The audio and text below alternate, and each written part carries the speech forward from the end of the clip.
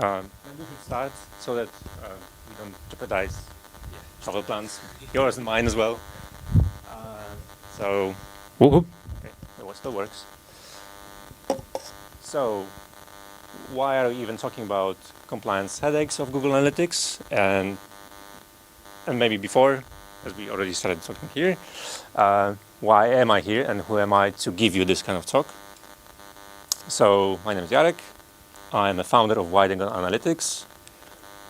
And the reason I feel confident to present to you about this topic is because I am deep down in the privacy and data tracking space for more than 5 years now. I've been working closely with different professionals in this space on different level, whether it's for email processing, data acquisition, data marts, and also web tracking for my own business. And I also, on a personal level, I'm very much invested in the privacy landscape and making things, trying to avoid feeding to the big conglomerate of big data and big tech, trying to profit from our personal preferences. And when we talk about Google Analytics, there are two major concerns we have to take into account and consideration when we talk about it being legal to use or questionable to use. One aspect is that the so-called data transfer problem. Depending on the time, it was either legal or legal with caveats, or even illegal to transfer data to the US. So it wasn't really relevant to Google Analytics specifically. It was in general transfer of personal data to the US was a problem. So we started with Safe Harbor, which was enacted in 2000, as a response to European Data Privacy Directive. So everyone was happy for close to 15 years because we could transfer data to US under the Safe Harbor. In 2011, I will keep this history lesson short. In 2011, there was a statement from Microsoft executive saying that under Patriot Act, which was enacted in 2001, it was possible for US surveillance to acquire data of anyone that used US servers, but also servers in Europe under the control of US company. That kind of opened a lot of floodgates and people started paying attention to what was happening. 2013, we had Snowden revelations. People started paying even more attention. Max Schrems, the Austrian activist at that time, I think at that time he didn't have the organization bootstrapped, lodged a complaint with European Court of Justice, and Safe Harbor was struck down in July 2015. So it was no longer possible to transfer data to the US. Quickly, a new agreement was negotiated called Privacy Shield. That's probably something you're more familiar with because that was talked about more frequently in recent years. And until 2020, you could freely live with Privacy Shield, allowing you to transfer data to the US. Few things happened in the meantime. One is in 2017, Donald Trump enacted Enhanced Public Safety Act, which meant non-US citizens had no protection in US when it comes to personal data. So all bets were off. And secondly, in 2018, we in Europe got GDPR, also in UK. It's UK GDPR, but it's compatible, so everyone's happy. And based on these two events, both the US law and European GDPR, Max Schrems was able to successfully win the ruling against Privacy Shield in 2020. Now that was a bit of a problem because Privacy Shield being struck down in 2020 meant that until recently, until July 2023, it was effectively I don't want to say illegal because that kind of could create a legal challenge against me, but it was very difficult to use any US cloud legally for purpose of processing personal data. So you could transfer data to the US, but transferring personal data or sensitive data was a big challenge, to the point where if you were to do it properly and fully legally, you would not be able to process any data verbatim on US cloud. And it includes also AWS servers in Europe or Azure in Europe, whatever, that didn't matter. 2023, we got, in July, so 3 months ago, we got data privacy framework. That's a mistake, data privacy framework. And that meant that from now on, you can still use, you can still transfer data, or once again, transfer data to the US under, for processing, personal data. We are kind of expecting that in 2 years, we're gonna get Schrems free, and that's gonna go away. Who knows what's going to happen? We have to wait for European Court of Justice to make a ruling, because right now everything's speculation. So yes, we can use Google Analytics. Fair enough. The main obstacle of data transfer has been solved. Hooray. If you were using Google Analytics before July, you were a criminal, sort of. But now it's okay. You can continue doing that. Everything's fine. However, you have to maintain a certain regime when it comes to compliance to still use it legally. So, for example, you still need a legal basis. So, legal basis means you have a consent, explicit consent, and not collected through dark patterns. That's the whole subject of dark patterns when it comes to consent. You have a legitimate interest, or maybe there is a contractual obligation or legal obligation to collect this data. You have to maintain subject rights.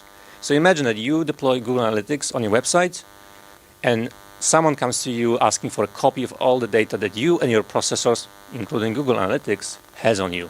You have to oblige and deliver this data.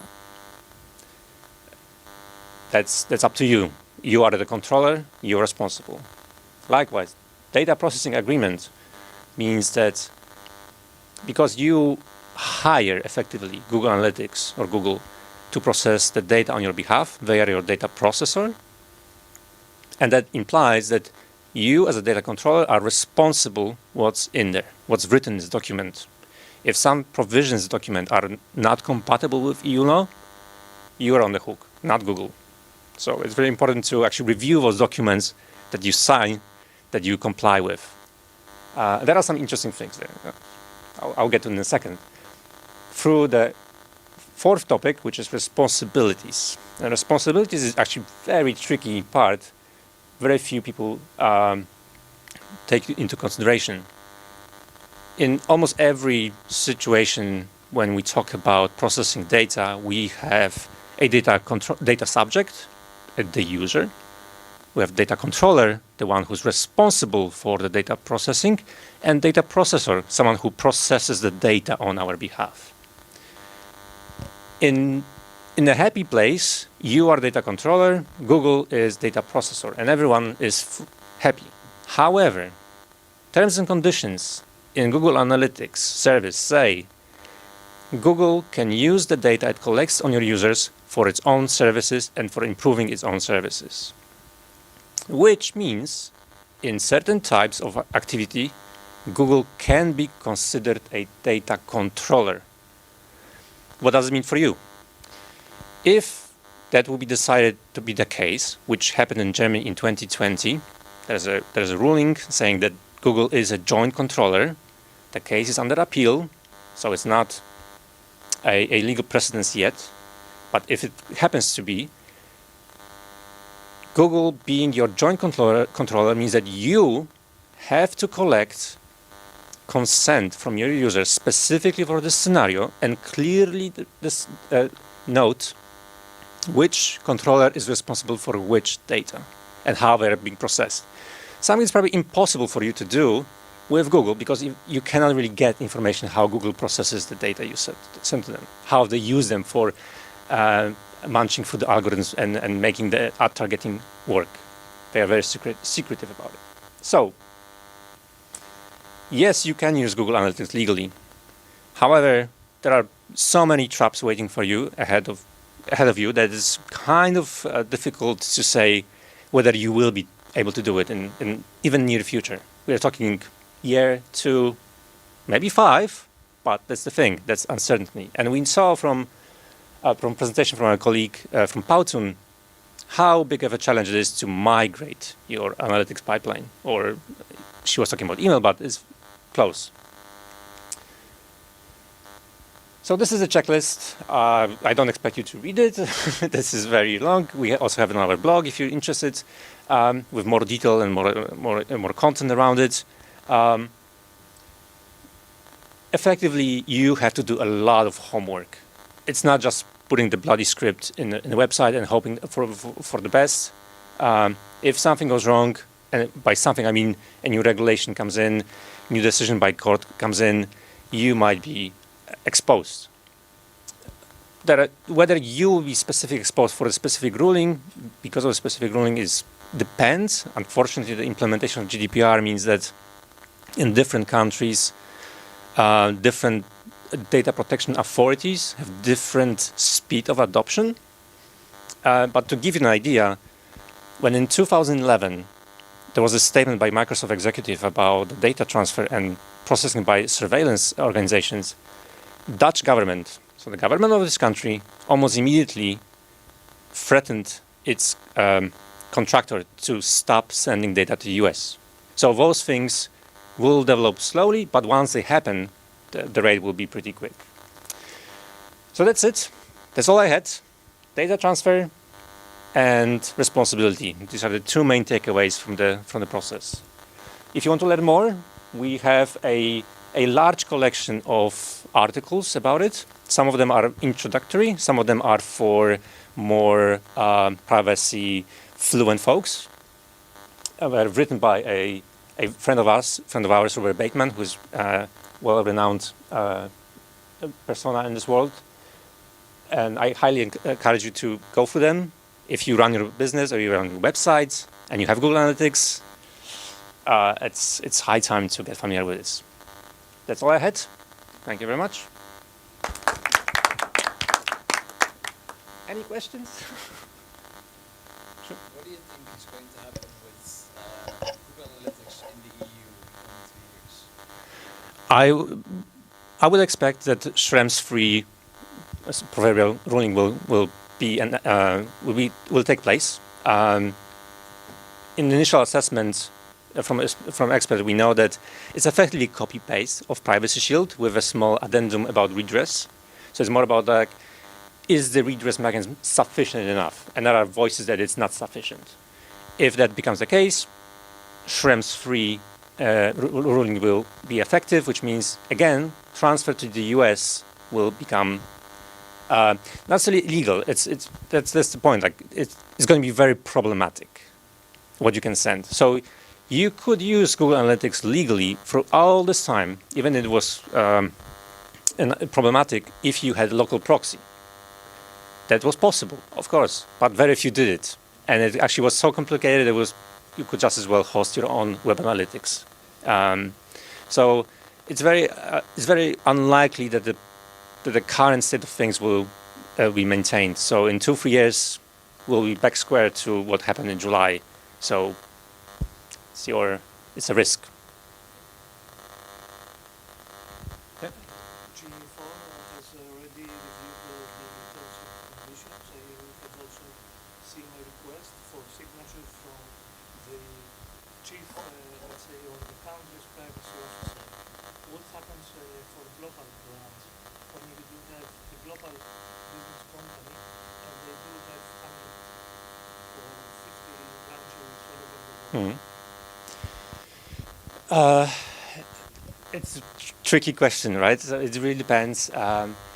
Every organization of that magnitude will have to have a specialist per country for DPO that will have to effectively assess the risk of data transfer for every single branch of this global organization. There probably will not be a single one-size-fits-all, especially as I mentioned, like GDPR is great regulation in the sense that it's groundbreaking, it's being replicated across the world. However, because it's EU, and there's always a bunch of asterisks in EU, it's enforced on a local level. So every DPA in every single country in Europe has to make the decision for this to be a kind of standing order, so to speak. We know from our friends in Ireland that they are very reluctant to rule against US big tech because it's their lifeblood for many reasons. So I'm expecting that in the long run, we will have to have a rather complicated compliance departments in organization of that magnitude. What would you say is the alternative towards a GA4 implementation? Right.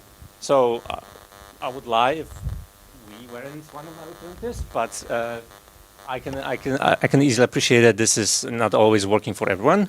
There's multiple. First of all, there's multiple tools outside of Google, and as I said, it's not just about the transfer to US, which is now completely legal to do. So you can consider even Microsoft Clarity. Although they might also enrich the ad network. But Adobe Analytics might be a good example because they don't run ads. They don't have this kind of conflict of interest and using your data for training. There are probably other platforms. There is a very well-known Matomo, which was one of the precursors of Google Analytics alternatives. There is Peeweek, quite big with certain governments in Europe especially, and I think the European Commission website uses Peeweek, sorry. We are obviously providing services similar to that. And there is an option of running a proxy and still using Google Analytics. You have to maintain a regime of filtering what goes through the proxy so that no information gets transferred to the Google Analytics, which would be possibly identifiable. But it's still perfectly valid to use. Yeah, I think that's kind of a decent summary. So I'm not selling my product, although I would love to. there are different options, and that's the thing. Because there are options, it's such a big deal. If there was no option, probably we would be having very different conversation with regulators. All right. Thank you so much. Thank you for listening, and let's enjoy the beer.